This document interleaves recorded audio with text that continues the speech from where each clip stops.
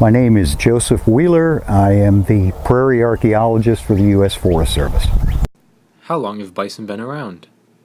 They have been in the Americas for tens of thousands of years in earlier forms. The modern bison is the last in a evolutionary descent from Bison antiquus, was the first North American bison.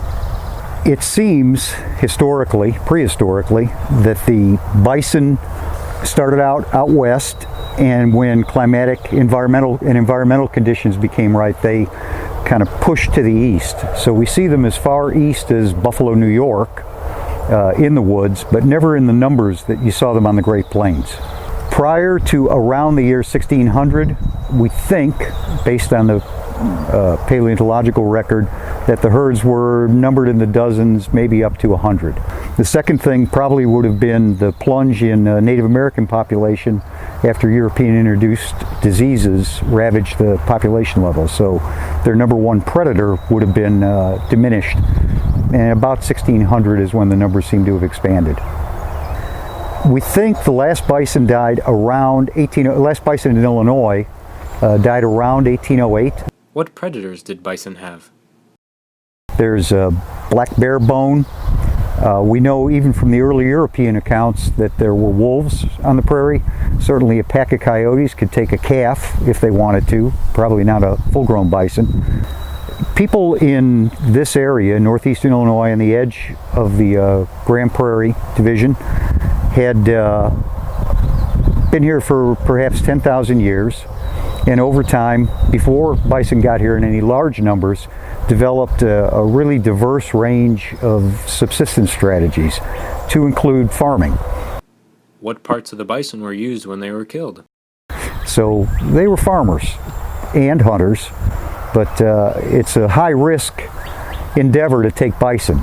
So you certainly get a big payoff if you kill a huge animal like that. That's a big pile of meat. What we have from the site, which is on Midewin, habitation site, is the part of the shoulder blade, part of the scapula of a bison, which is called the infraglenoid process. And it looks like, based on the marks on it, it was the ridge on your shoulder blade. If you think of it as the spine on your shoulder blade. And it looks like that was knocked off mechanically with a knife or a chisel or something like that. And what we have historic accounts of, and what we see in the archaeological record based on wear patterns, is they were using the scapula for hose.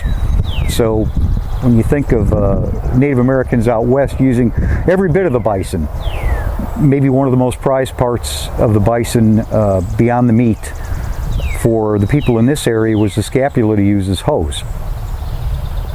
How did the natives kill bison?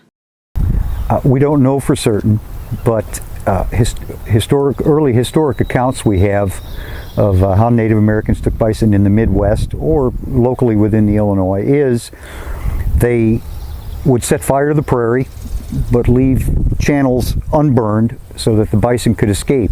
They positioned themselves at the entrance or at the exit point as the bison were fleeing the prairie fires all around them. They would hunt them at that point in time, probably with bow and arrow, and take them like that. My name is Kelly Gutknecht, and I'm the Range Management Specialist for the U.S. Forest Service. How big are bison?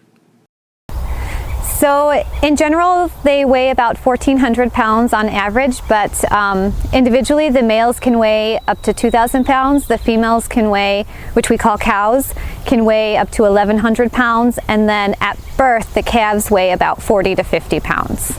Generally they have a herding nature, so where one goes, they all go. After about the age of 3 to 4, the bulls will tend to break off from the rest of the herd, coming back only during the mating season. How do the bison interact with each other?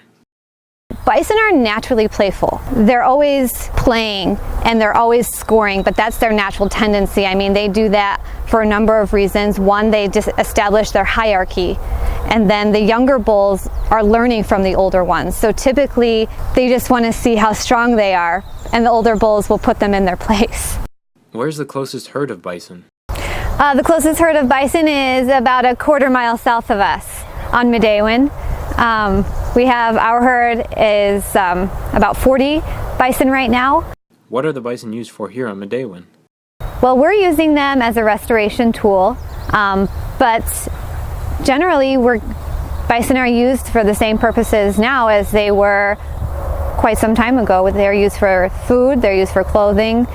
Why are the bison important to the area's biology? So for us, historically cattle have grazed on Midewin, and we need that grazing to lower the grass heights for the grassland birds.